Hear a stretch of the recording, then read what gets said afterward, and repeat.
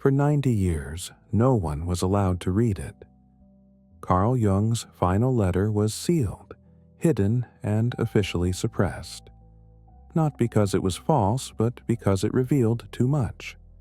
Not about psychology or about archetypes, but about the moment your soul leaves this life and why you're forced to forget what came before. In the final year of Carl Jung's life, something changed. Most people remember the public figure as brilliant, composed, a pioneer of the human psyche. But what most people don't realize is that the public Jung was not the private Jung. Behind closed doors, his final months were consumed not with theory, but with something far older and far more dangerous. His health was declining, and his correspondence grew sparse. And yet, in the cold quiet of his estate in Küsnacht, something stirred. Late into the night, by the flicker of candlelight, Jung penned a series of private writings never meant for publication. Not essays or analyses, but confessions of visions, of echoes, of contact. This letter, the letter, was different. Handwritten in a slanted, unsteady script, ink smudged, as if by trembling fingers, folded and sealed in thick parchment with no title or greeting. Just a message, as if spoken through him, not by him. And then it vanished.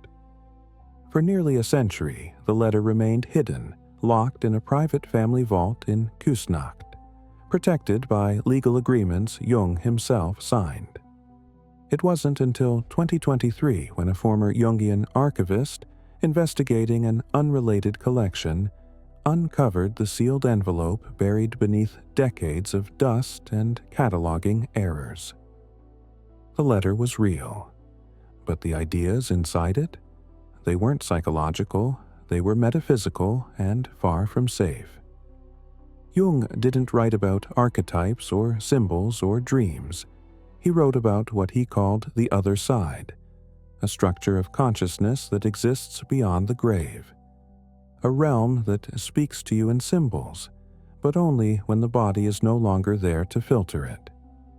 He described a space where souls shift frequencies instead of dying, where memory is not lost, but buried on purpose, a kind of forgetting, woven into the laws of reality. He warned that remembering could tear the veil too early. He hinted at beings who dwell in that fold, and he admitted, the deepest insights in his career were not discovered through science, but received during moments when his heart nearly stopped. He confessed that some symbols weren't born in dreams. They were echoes, fragments of places the living aren't supposed to know. Some of his notes were labeled with dates that didn't correspond to any calendar. One paragraph seemed to be written backward. Another mentioned a name he later crossed out, replacing it with only 3 initials, none matching anyone in his known life. And then a single phrase, underlined and circled in dark ink. This knowledge must not reach those who sleep. Who were those who sleep? Why did Jung believe this letter should remain hidden? And, more importantly, why has it surfaced now? You weren't supposed to know this, but now that you are, the question is, will you remember what you were told to forget? What was hidden behind locked vaults and sealed intentions is no longer silent. And what you're about to witness isn't just a revelation, but the beginning of an unraveling you were never meant to see. You've heard of Carl Jung's Red Book, a tome of visions, symbols, and inner journeys. But what most people don't realize is that Jung's explorations didn't end there. In the final stretch of his life, as his body weakened, his visions intensified. He returned quietly, obsessively to the inner realms he once feared would fracture his mind. In the quiet of his study in Küsnacht, under flickering candlelight, He documented encounters no public forum would ever allow. Pages filled with dialogues, this time not with archetypes, but with intelligences. He wrote of one in particular, the Veiled One, a feminine presence shrouded in silence and space. She spoke in riddles, of recurring births, of cycles that loop like spirals, of souls pulled from one skin to another like threads through a loom. One letter, locked inside a climate-sealed vault beneath his estate, remained unread for decades. When it was finally unsealed in 2023, one paragraph had been meticulously removed by hand. Not censored, not summarized, erased. Why? What did Jung write that could not see the light? What if the barrier between life and death was never solid? What if the soul's memory was hidden deliberately not by biology, but by design? You've felt this before. A place you've never been that still feels familiar. A fear that never belonged to this life. A dream so vivid it refuses to fade. These are not illusions, they're echoes. Jung believed we are not singular beings. We are chapters, interrupted, scattered, returned. And when the silence comes, it does not end us. It repositions us. The question is, are you still listening? But most people believe Jung's Red Book ended in 1930. What they don't realize is that it never truly ended. It simply went deeper, far deeper than the public was ever meant to know.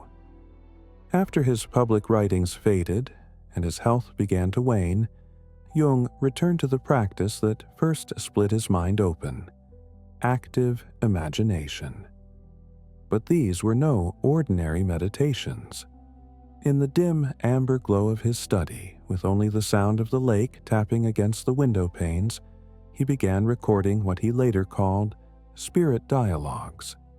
Not in ink, but in the margins of unpublished notebooks, whispered into wax cylinder dictations, left scattered across pages never meant for release. You've been told Jung studied the unconscious. But what if he wasn't mapping symbols? What if he was following a voice?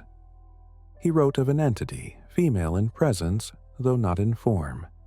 He called her the Veiled One, not because she hid herself, but because she revealed just enough to unsettle, enough to seduce curiosity into obsession. The Veiled One spoke in phrases, half-riddles, echoes of something larger. She described the soul not as a creation, but a recurrence. Not as something born, but something re-entered. This wasn't a metaphor. Jung claimed she told him, "You have been here before, many times, in many skins, always forgetting, always searching, until the remembering begins." One passage describes her hands, if they were hands at all, tracing a circle into air, a spiral of light pulsing backward. Time, she said, is not a line, it is breath, and you are inside the inhale. But one paragraph is missing, ripped from the page, redacted by his heirs. Its absence is louder than ink. It sits like a ghost between two thoughts. Why remove only that part? The archivist who discovered the letter noted a small handwritten footnote at the bottom of the torn page. If you speak this aloud, it remembers you. No explanation followed. What most people don't realize is Jung wasn't theorizing about consciousness.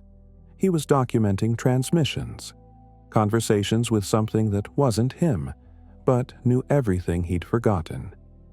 You have to ask yourself, if death is an intermission, then who is watching the play? And, more importantly, who wrote the script? You may begin to feel it now, the trembling of your own memory, not of something new, but something that has always been waiting for you to remember. And this is only the first revelation. What if the dreams Jung described were never dreams at all but encrypted records of visitation? In one recovered page, dated just months before his death, Jung sketches an image not found in any of his public work. A spiral staircase with no top, disappearing into a sky filled with mirrored eyes. Alongside it, a phrase crossed out twice reads, "Not ascension. Return." But return to what? He wrote of hearing music without origin, melodies constructed from tones not of this earth's scale. The veiled one would hum them before appearing, and every time she did, the air would grow heavier, as if time itself were folding around the moment. Jung believed these sessions were dangerous, not because he feared madness, but because he feared interference. He warned in a separate margin, "They do not want this recorded, but she insists it be remembered." You weren't meant to read this. That's not paranoia, it's protection. Jung asked that this letter be sealed, unread until the world was ready. So ask yourself, why now? Why are you hearing this? Because maybe the forgetting is ending. Maybe what's been speaking to you in dreams, what you called imagination, has simply been waiting for silence. And now, you're listening. What was never meant to surface has emerged. And now, you're about to step into a memory that was never yours, but somehow feels familiar. There are memories you carry that don't belong to this life. You know it. You've felt it. A moment of recognition in a place you've never been. A face that stirs something ancient in you, familiar yet utterly unknown. And what most people don't realize is, Jung experienced the same. In his final unpublished notes, Jung described vivid flashes, memories that arrived uninvited, not dreams, not fantasies, but scenes. He wrote of standing on ancient stone, tasting salt from a sea that no longer exists, hearing languages his tongue had never spoken. He called these experiences mirror memories, shards of identity caught in other lifetimes, scattered across the spirals of time. According to his writings, we are not linear beings. You are not you in a single fixed sense. Instead, you are a reflection of reflections, echoes of people you've never been, yet somehow still are. Jung hinted that the soul doesn't reincarnate like a person stepping from one body into another. It refracts, splitting into roles, locations, and epochs, all playing simultaneously in the theater of existence. One note never published, never referenced publicly, describes a passage from the Egyptian Book of the Dead, scribbled in the margins of his journal. It referenced the weighing of memory, not just of heart. A forgotten rite, one Jung believed was symbolic of the mind's continuity through death. The memory, not the name, was what survived. And then, a chilling line hidden in a folded page. Below the cathedral, in the room of glass, I saw them all. The cathedral is never named, the location never logged, but the reference appears again once, months later, simply labeled Mirror Room beneath. No other context. Imagine this, a chamber of self-recognition, a place not built to worship but to remember. What if your buried memories are not metaphorical but literal? What if your instincts, your dreams, your déjà vu are fractured reflections bleeding through the veil? And here's the question Jung forces you to confront. If you can recall what you've never lived, who have you really been? He also spoke of a kind of soul resonance, echoes that pass through the veil, carried across lifetimes, triggered by faces you've never seen and places you've never been. And in one especially cryptic passage, he mentioned a subterranean chamber beneath a cathedral in Europe, a mirror room, he called it, where one could witness the self from other timelines. He did not name the city, only a symbol, a twisted Ouroboros etched in glass. Most people don't realize Jung was fascinated by the Egyptian Book of the Dead. But what scholars never saw were the handwritten translations he kept for himself. Phrases underlined, symbols circled, one in particular. To cross the mirror is to remember the unremembered. Ask yourself, why do some dreams feel older than your body? Why do certain faces stir inexplicable sorrow or joy? What if these aren't emotions, but recognition? And if you've been here before, if you've played this role in 1,000 forms, then what are you really here to remember this time? Some mirrors don't reflect who you are. They reflect who you've been. And once you've looked into that mirror, the forgetting begins to unravel. What you're about to see was never meant to be decoded. And yet, somehow, you've arrived at the threshold. Jung's public writings taught that the unconscious was a personal and collective reservoir of symbols. But privately, he described something far more radical, an assertion that rewires everything you've ever believed about your own mind. He claimed the unconscious wasn't merely within you, it was around you, a living, breathing field like a spiritual geography, folded into your awareness like invisible architecture. What you mistake for thoughts and dreams are actually coordinates, positions on a vast, multidimensional map. And Jung drew that map. In hidden notebooks, long excluded from published collections, he sketched layered spheres of being, planes of spirit stacked like translucent pages. Some moved in spirals, others intersected at sharp, impossible angles. Each sphere pulsed with symbols like gates, thresholds, entities with forms that shifted depending on the viewer. At the center, a blank point, a stillness he refused to name. One diagram, believed to be the key, vanished from his archives before publication. His heirs never acknowledged it. But in 1987, a misfiled roll of microfilm labeled Alchemical Treatises, Unknown Origins, surfaced in a restricted university archive. Researchers dismissed it as the ramblings of a mystic. But if you overlay Jung's notes with that diagram, something clicks. Somewhere in those patterns is a structure older than memory, a map not just of spirit but of return, a way back through layers you've forgotten, lifetimes folded under skin and silence. What if your mind is not a container but a compass? What if the images that rise in meditation, dreams, or psychosis are not metaphors, but destinations? And if you've been moving through these spheres your entire life without a map, what else have you passed by without ever knowing it? There is no language to describe what this spirit map contains. Only those who see begin to feel the pull. And once the geometry is glimpsed, your path is no longer random. There are rumors, still unconfirmed, of a second version of the map, annotated in red ink, that included paths Jung claimed were sealed off after a soul's regression. He noted areas of distortion, places where entities mask themselves as memory, places where even the initiated could become lost.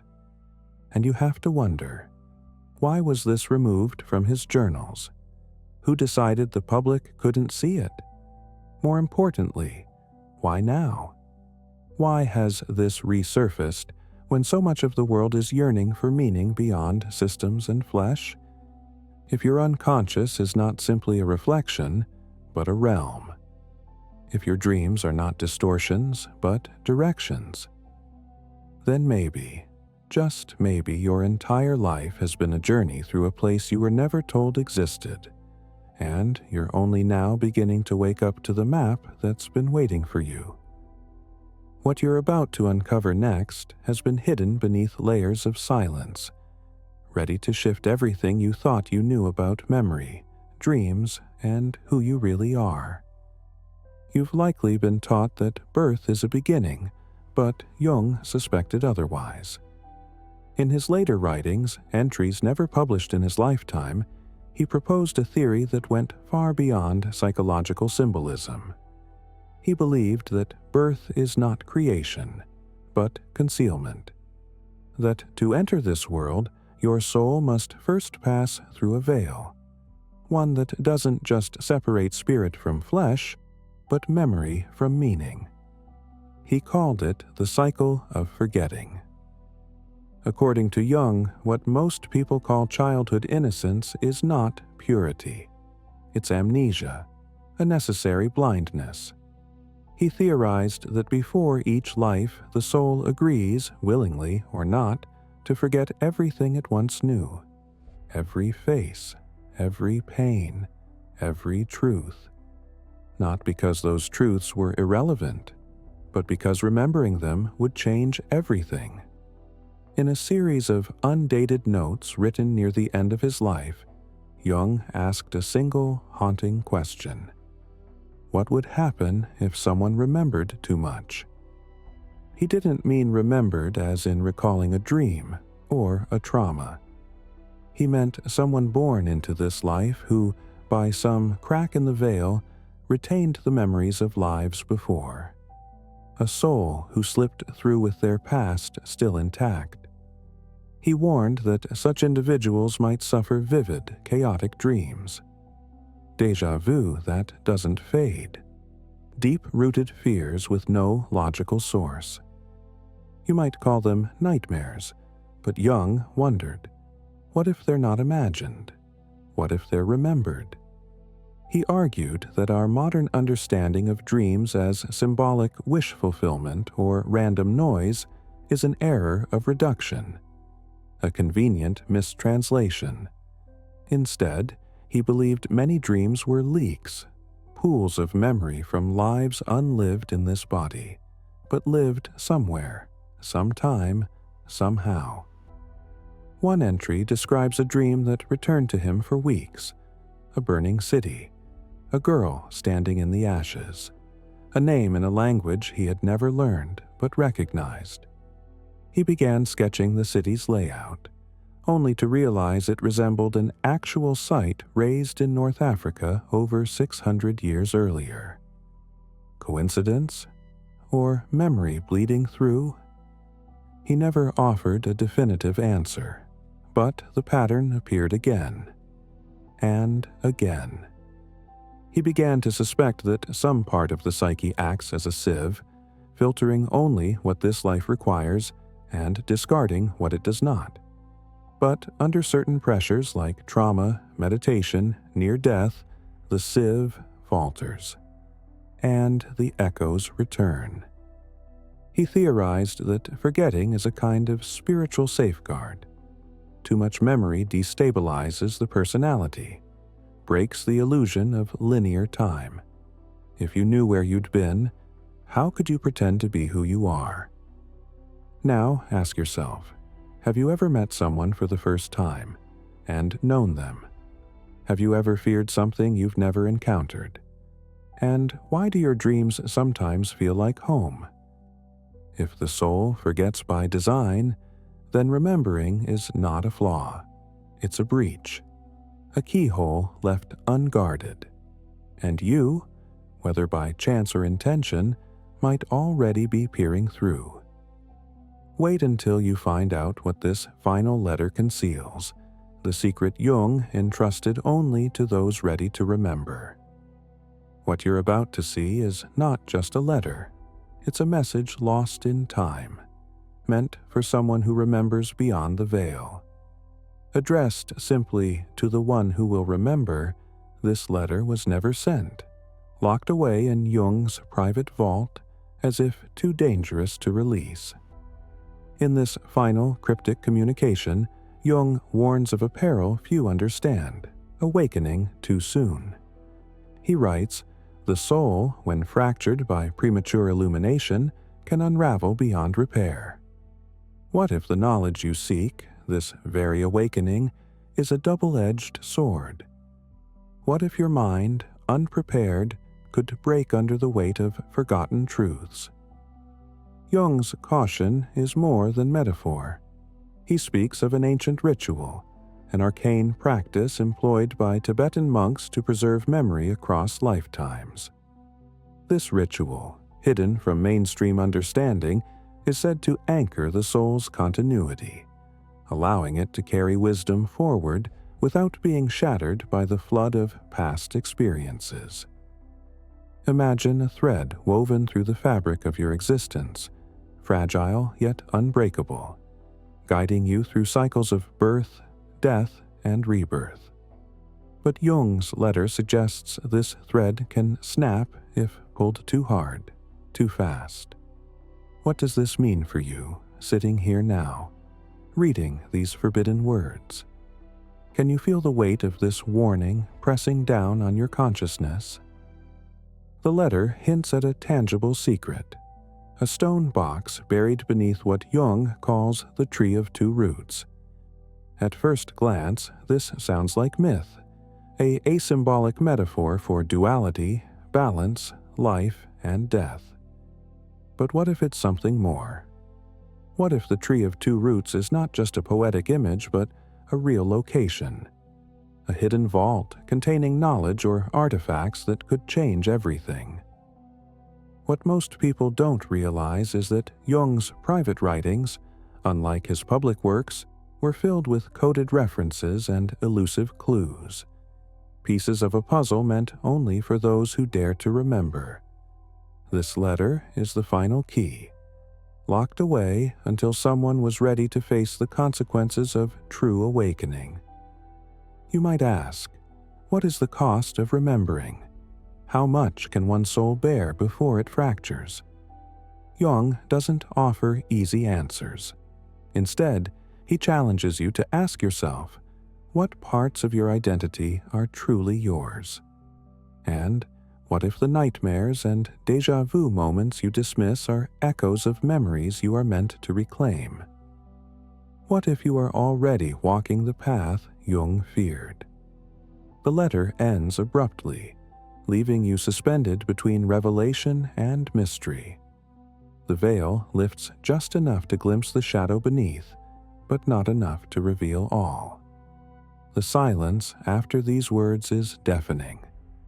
Can you hear the echo of a voice long buried? The crackling of ancient fires in a distant cave? The whisper of leaves stirred by the wind around that mysterious tree? Each sensation is a thread, pulling you deeper into a labyrinth of forgotten knowledge. You will never be the same once you cross this threshold. But that transformation comes with a choice, which is to either embrace the hidden knowledge or retreat into comfortable ignorance. What will you decide? Now, here's a truth that most have never dared to consider. What if everything you believe about life and death is only half the story? What if death is not the final curtain, but a passage or a bridge to realms beyond your current understanding? If Carl Jung's hidden insights hold any truth, then what we call the self is far more complex, more expansive, and infinitely more mysterious than the limited, single lifetime identity you have been taught to accept. Jung suggested that the self is not confined to the body or a single moment in time. Instead, it is a vast constellation of experiences scattered across centuries, lifetimes, and dimensions. Imagine your consciousness as a traveler moving through this sprawling cosmos of being, inhabiting different vessels, encountering different lessons, and weaving a tapestry of identity that spans the unknown. You are not the body you see in the mirror. You are the essence journeying through it, temporarily veiled in flesh and bone. This means that forgetting the amnesia of birth is no accident. It is a carefully designed prison, a barrier erected to protect both the traveler and the world they temporarily inhabit. What if you woke up remembering everything? The joys, the pains, the ancient wars, the sacred rituals. Would you be able to carry the weight of that knowledge? Would your mind shatter under the truth? Jung wondered the same. He asked, what would happen if someone remembered too much? It's a question that pierces the veil of ordinary understanding. If dreams are not random symbols but fragments, leaks from former lives, then your nightly visions might be windows into that vast spirit map Jung theorized, where time folds and memories overlap. Your nightmares may not be imagined horrors, but echoes of past trauma carried through lifetimes. And your moments of inexplicable intuition, sudden flashes of knowing, or feelings of déjà vu. What if these are the whispers of your constellation, reaching out through the fog of forgetfulness? These ideas challenge everything mainstream society accepts. The rigid separation between life and death, the belief that identity is fixed, and the notion that consciousness dies with the body. All of these might be convenient myths designed to keep you confined in a limited worldview. What most people don't realize is that there have always been guardians of forbidden knowledge, those who understood the spiritual architecture of existence and why such truths were hidden from the masses.